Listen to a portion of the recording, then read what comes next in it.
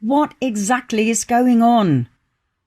It didn't fully dawn on me until I read the official documents about the COVID-19 tests of the American CDC, the Centers for Disease Control and Prevention. It describes how doctors should test people for the virus, the procedure, how to send the samples, etc. Well, we'd already heard from several experts that the tests are unreliable, but when I read this, I was shocked. On page 34, Chapter Limitations, it reads, "This test cannot rule out diseases caused by other bacterial or viral pathogens."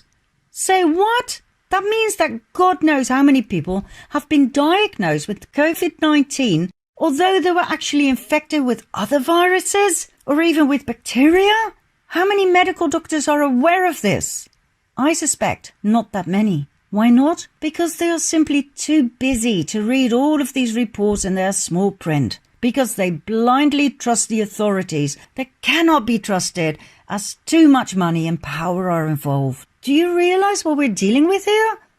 Fraud. Fraud of numbers. Fraud of statistics. I find this shocking. I may be naive, but this is not right. Every bronchitis, every pneumonia, every asthma attack can and will now be diagnosed as COVID-19.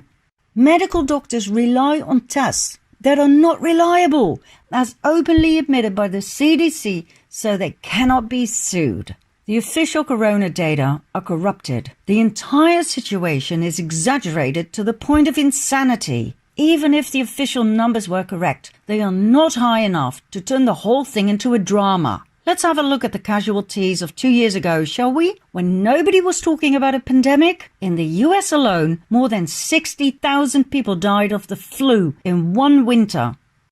In 2018, 40,000 people died in traffic in the US. 48,500 people died by suicide. 170,000 people died in unintentional injury death. 610,000 people died of cancer, of which 154,000 of lung cancer, mostly caused by cigarettes that are still for sale at every corner of our streets. But in the case of the corona flu, countries are on lockdown. Public places are closed. We are not to approach each other any closer than 1.5 meters. We are not allowed to form groups any bigger than 3 people. We can no longer shake hands, let alone hug each other. And if we do, simply because we understand how we are being screwed by the authorities, we are asocial and dangerous.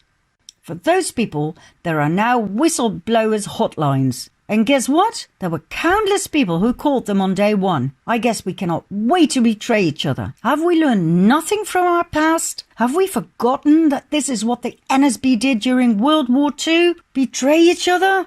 People refuse to learn from the past.